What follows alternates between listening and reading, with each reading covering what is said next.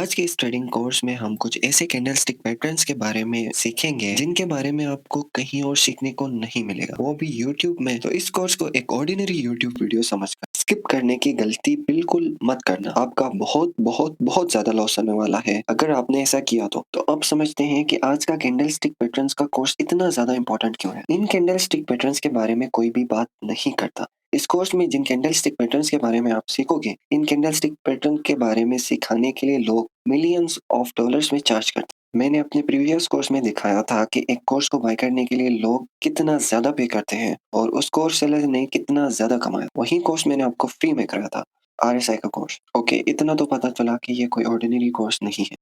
सो आज के कोर्स में जो कैंडलस्टिक पैटर्न्स हैं वो इम्पोर्टेंट क्यों है। सबसे पहली चीज ब्रो, अगर आप इन कैंडलस्टिक पैटर्न्स के बारे में सीखते हो तो ये आपकी मार्केट की अंडरस्टैंडिंग को बहुत एडवांस लेवल पर ले जाए। टॉप 10% ट्रेडर्स जिस तरह मार्केट को रीड करते हैं, इस कोर्स के एंड में आप भी उनकी तरह मार्केट को रीड कर पाओगे रियल टाइम में। इन कॉन्सेप्ट्स को यूज करके आप बहुत ही ज्यादा एक्यूरेट ट्रेड्स लैंड कर पाओगे और 90% ट्रेडर्स की तरह लॉस बिल्कुल भी नहीं करोगे। और आई रिपीट, ये आपको फ्री में सीखने को नहीं मिलेगा। अगर आप किसी ऐसी जगह पे हो जहाँ पे डिस्ट्रैक्शंस हैं, सो प्लीज इस कोर्स को सेव कर लो और बाद में आके कंप्लीट कर लो। अगर आपका इरादा है इस कोर्स को बीच में छोड़ने का, तो बीच में छोड़ने से अच्छा अभी छोड़ दो। ये बात आपको कोई नहीं बताता कि कैंडलस्टिक पैटर्न्स प्राइस एक्शन की बैकबोन है। हर कैंडलस्टिक पैटर्न मार्केट के बारे में एक डिफरेंट स्टोरी बताती है और जिस ट्रेडर को कैंडलस्टिक पैटर्न्स को रीड करना आता है, वो मार्केट को एक बुक की तरह रीड करता है। और आज हम सिर्फ 3 कैंडलस्टिक पैटर्न्स के बारे में बात करेंगे और ये कोई आम 3 कैंडलस्टिक पैटर्न्स नहीं है। और अगर आप इन 3 कैंडलस्टिक पैटर्न्स को मास्टर करते हो तो आपका प्रॉफिटेबल ट्रेडर बनना पक्का है। फर्स्ट है स्ट्रेंथ कैंडल, सेकंड है कंट्रोल शिफ्ट कैंडल, थर्ड है इनडिसीजन कैंडल। हम हर कैंडल को बेसिक लेवल से लेकर एडवांस लेवल तक डीप में समझेंगे। सो हम स्टार्ट करेंगे स्ट्रेंथ कैंडल से। अब इस कोर्स के कॉन्सेप्ट्स को सीखने से पहले आपको मार्केट के एक बेसिक कॉन्सेप्ट को रिकॉल करना पड़ेगा और थ्रू आउट दिस कोर्स आपने उस कॉन्सेप्ट को अपने माइंड में फिट रखना है। एक सेकेंड के लिए भी आपने कॉन्सेप्ट को अपने माइंड से नहीं निकालना। ये कॉन्सेप्ट है, मार्केट में हमेशा बायर्स और सेलर्स में जंग रहता है। आई रिपीट, मार्केट में हमेशा बायर्स और सेलर्स में जंग रहती है। ओके, हम जिस भी कैंडलस्टिक पैटर्न को देखते हैं तो ये हमें मार्केट की साइकोलॉजी बताती है। साइकोलॉजी मींस बायर्स और सेलर में से मार्केट में करंटली किसका कंट्रोल है। जब मार्केट में बायर्स का कंट्रोल होता है तो एसेट की प्राइस इंक्रीज होती है। अब ये बात तो हर कोई सिखाता है, पर इसके पीछे की रियल साइकोलॉजी फ्री में कोई नहीं सिखाता कि आखिर एसेट की प्राइस इंक्रीज क्यों होती है जब बायर्स कंट्रोल में होते हैं। अब समझते हैं कि किसी एसेट की प्राइस इंक्रीज क्यों होती है। अब समझो कि आपने किसी एसेट को खरीदा $30 में, लेट्स से ऑयल को। अब सडनली कहीं पे वार हो जाती है और ऑयल की शॉर्टेज हो जाती है। शॉर्टेज मींस के मार्केट में सेलर्स बहुत ही कम है। अब मैंने खरीदा है $30 में ऑयल। जब लोगों को पता चलेगा कि मार्केट में ऑयल की शॉर्टेज है तो बहुत ज्यादा लोग ऑयल को बाय करना चाहेंगे। लेट्स से मैं जाता हूँ $30 में ऑयल सेल करने। बायर्स का कंट्रोल है, दैट मींस बायर्स एक दूसरे के साथ compete कर रहे हैं उस एसेट को खरीदने के लिए। अब मैं $30 में जब अपने एसेट को सेल करने जाता हूँ ऑयल को, एक बायर मुझे कहता है मैं आपको $31 दूंगा, दूसरा कहता है 35 दूंगा, तीसरा कहता है $38 दूंगा। बट उसका दिमाग खराब है, उसे पता है कि मैंने $30 में खरीदा है तो वो मुझे 38 क्यों देगा। बिकॉज उसे पता है कि मार्केट में बायर्स बहुत ज्यादा है और अगर उसे एसेट को परचेज करना है तो दूसरे बायर्स से ज्यादा प्राइस ऑफर करनी पड़ेगी और सेलर्स को कन्विंस करना पड़ेगा कि उनके पास जो एसेट है वो उसे सेल करे। इसी का अपोजिट होगा जब मार्केट में सेलर्स का कंट्रोल होगा। सेलर्स का कंट्रोल है, दैट मींस बायर्स बहुत ही कम है। तो इस केस में सेलर्स को बायर्स को कन्विंस करना पड़ेगा कि वो उनसे एसेट परचेज करे, बाय करे। वो कैसे करेंगे? एसेट की मिनिमम प्राइस ऑफर करके, जिसकी वजह से एसेट की प्राइस डिक्रीज होगी। बिकॉज एट अ टाइम बहुत से लोग सेल करना चाह रहे हैं। ऑब्वियस सी बात है, बायर उससे खरीदेगा जो एसेट को सबसे कम प्राइस में सेल कर रहा है, जिसकी वजह से एसेट की प्राइस डिक्रीज होगी। ये मेन साइकोलॉजी है जिसकी वजह से एसेट की प्राइस में इंक्रीज या डिक्रीज आता है। ये साइकोलॉजी भी आज तक मैंने तो यूट्यूब से नहीं सीखी। मैंने खुद इन चीजों को सीखने के लिए बहुत ज्यादा पे किया और मैं नहीं चाहता कि आप इन चीजों को सीखने के लिए पे करो। अब आपको ट्रेडिंग का सबसे मेन कॉन्सेप्ट और सबसे बेसिक कॉन्सेप्ट अच्छे से क्रिस्टल क्लियर हो गया। तो थ्रू आउट दिस कोर्स हम यही सीखेंगे कि हम रियल टाइम में कैसे फाइंड कर सकते हैं कि मार्केट में बायर्स और सेलर्स में से किसका कंट्रोल है। और अगर हमें ये पता चल गया तो हमें प्रॉफिटेबल ट्रेड्स प्लान करने से किसी का बाप भी नहीं रोक सकता। अब हम सीधा स्टैंड कैंडल को समझते हैं। अगर हमारे पास एक कैंडल है जो यहाँ पे ओपन हो और यहाँ पे क्लोज और जिसकी बॉडी बहुत ही बड़ी और एक स्मॉल विक बॉडी के अपर साइड पे बनी, ये कैंडल बनती है स्ट्रॉन्ग बाइंग की वजह से और ये एक स्ट्रेंथ कैंडल है और जब ये प्रिंट हो रही होती है तब प्राइस का कंट्रोल बायर्स के पास होता है। अब सेम स्टोरी हमारी बेरिश कैंडल भी बताती है। ओपन यहाँ पे हुई, क्लोज यहाँ पे हुई और एक लार्ज कैंडल बॉडी के साथ छोटी सी लोअर विक, ये बनती है स्ट्रॉन्ग सेलिंग की वजह से। ये बताती है कि जिस भी टाइम फ्रेम में ये प्रिंट हो रही थी प्राइस का कंट्रोल सेलर्स के पास था। अब थोड़ा सा हम एडवांस लेवल पर जाके स्ट्रेंथ कैंडल को समझते हैं। स्ट्रेंथ कैंडल जिनकी अपर एंड लोअर विक्स नहीं होती, ये बहुत ही रेयर होती हैं, बट ये कैंडल प्रीवियस कैंडल से जिसकी बहुत ही छोटी सी विक इससे 10 टाइम्स मोर पावरफुल होती है। बिकॉज ये बताती है कि जब ये प्रिंट हो रही थी तब मार्केट में सेलर्स और बायर्स में से किसी एक का फुल कंट्रोल था। दैट मीन्स कि किसी एक साइड ने कोई रेजिस्टेंस नहीं दिखाई। और किसी भी टाइम फ्रेम में जब ऐसी कैंडल प्रिंट होती है दैट मीन्स मार्केट में टोटल कंट्रोल या तो बायर्स के पास या सेलर्स के पास है। और जब भी कोई स्ट्रेंथ कैंडल बनती है तो आप ये अज्यूम कर सकते हो कि market along the strength candle एक इंपल्सिव मूव देगी, डिपेंडिंग ऑन कि कौन सी कैंडल बनी है, बेरिश या बुलिश। यस, कॉन्टेक्स्ट मैटर करता है जिसे हम आगे कवर करेंगे। तो अब इसे यूज कैसे? जब भी मार्केट में एक स्ट्रेंथ कैंडल प्रिंट हो, हमने दो चीजें अपने माइंड में। नंबर 1, हम स्ट्रेंथ कैंडल के अगेंस्ट ट्रेड प्लान नहीं करेंगे। नंबर 2, हम अलोंग दी स्ट्रेंथ अपनी ट्रेड्स प्लान करेंगे। बहुत ही सिंपल कॉन्सेप्ट है बट बहुत ज्यादा पावरफुल है और इससे आप बहुत ही अच्छी ट्रेड्स प्लान कर सकते हैं और ये कॉन्सेप्ट आपके बहुत ज्यादा लॉसेस बचाने वाला है। जब आप रियल मार्केट में इन चीजों को देखोगे तो आप बोलोगे यार ये चीजें तो सच में वर्क करती हैं। अब हम जब एक स्ट्रेंथ कैंडल को देखें तो इसकी बॉडी का साइज भी मैटर करता है। हमारे पास यहाँ पे स्ट्रेंथ कैंडल की 4 एग्जांपल्स हैं और ये हमें क्या बता रही है? ये हमें बता रही है कि मार्केट में स्ट्रॉन्ग बाइंग हुई है, लेकिन हम इन सब में से किसे ज्यादा प्रेफर करेंगे? जिस कैंडल की सबसे बड़ी बॉडी है वो सबसे स्ट्रॉन्ग कैंडल है। यस, स्मॉल कैंडल भी हमें यही बता रही है कि मार्केट में बाइंग हुई है, बट एक कैंडल जिसकी बहुत बड़ी बॉडी है ये बता रही है कि मार्केट में बहुत ज्यादा बाइंग हुई है। दैट मीन्स मार्केट में बायर्स का कंट्रोल बहुत ज्यादा है। और सबसे छोटी कैंडल तो इसकी कोई अपर विक नहीं बनी, लेकिन ये कोई हैवी बाइंग को शो नहीं कर रही। हाँ, ये बता रही है कि मार्केट में कोई सेलिंग नहीं हुई, लेकिन एज कंपेयर टू कैंडल जिसकी बहुत बड़ी बॉडी है, बहुत ही कम अमाउंट में बाइंग को रिप्रेजेंट कर रही है।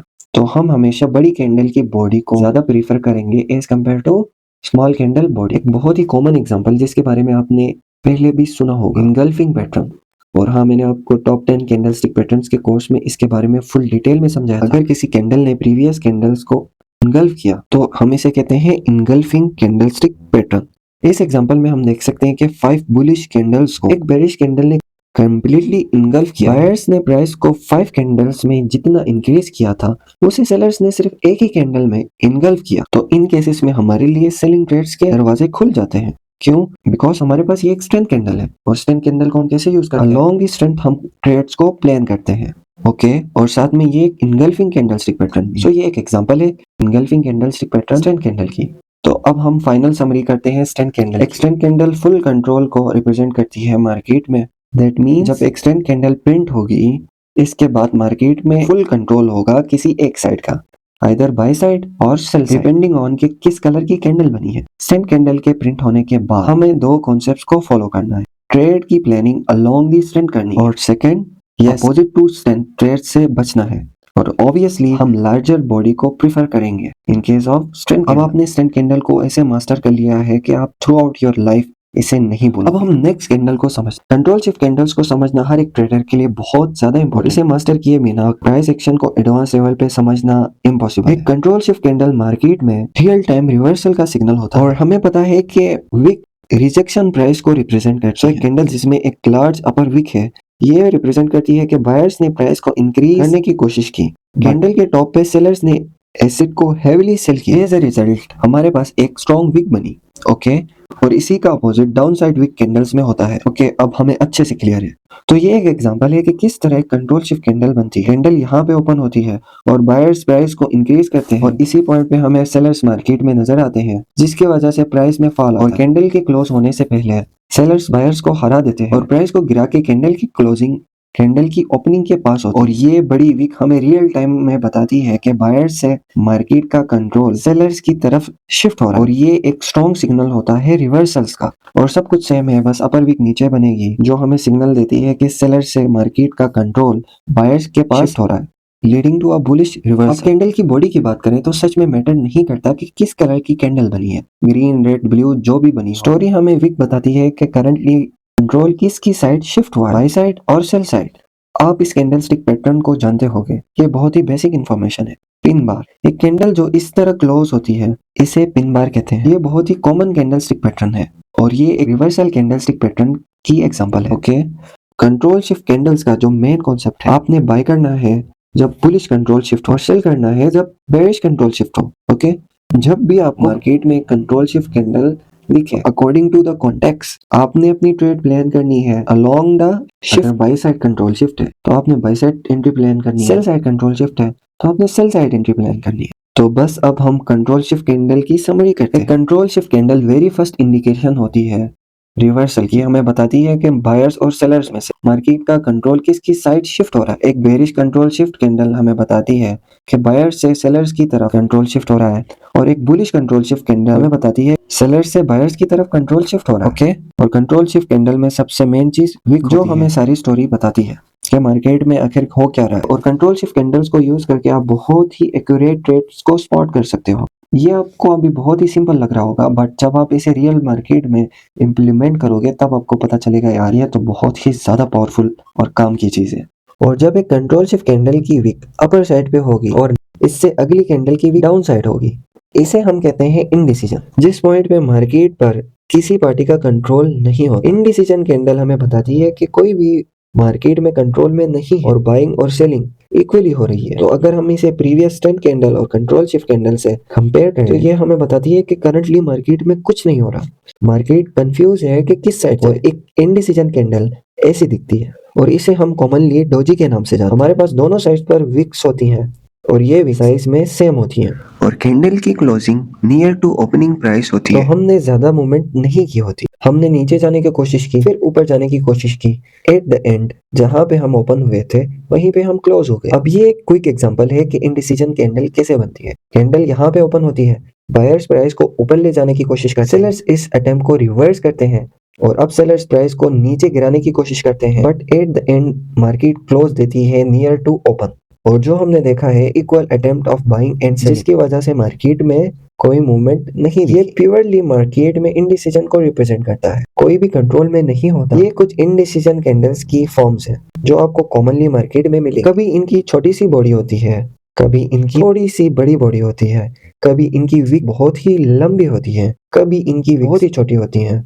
ओवरऑल हमें जिस चीज की तलाश है उसमें दोनों तरफ विक्स होंगी और price near to open close हुई होगी, जो रिप्रेजेंट करती है कि मार्केट ने दोनों तरफ मूव किया but at the end fail होगा, जहां पे ओपन हुई थी उसी के करीब क्लोज होगा। अब हम इनडिसीजन कैंडल्स को ट्रेड कैसे करेंगे? वेल हम इसे डायरेक्टली तो ट्रेड नहीं कर सकते बिकॉज ये हमें ये नहीं बताती कि मार्केट में करंटली किसका कंट्रोल। अगर बायर्स और सेलर्स में से कोई भी कंट्रोल में नहीं है तो हम मार्केट में डायरेक्टली ट्रेड नहीं कर सकते। लेकिन आप कंट्रोल शिफ्ट कैंडल को ट्रेड कर सकते हो जब मार्केट ने किसी एक डायरेक्शन को क्लियरली चूज किया। फॉर एग्जांपल, मार्केट में जब एक इनडिसीजन कैंडल बनी, दैट मींस मार्केट ने एक रेंज बनाई जिसके अंदर मार्केट इनडिसीजन में। और रेंज को मार्क करना मैंने आपको हर स्ट्रेटेजी में सिखाई। मैंने चैनल पे जितने भी कोर्सेज डाले हैं उनमें जितनी स्ट्रेटेजी यूज हुई है उन सब में हमने रेंज को मार्क करना सिखाया। और रेंज को ट्रेड करना बहुत ही बेसिक कॉन्सेप्ट है।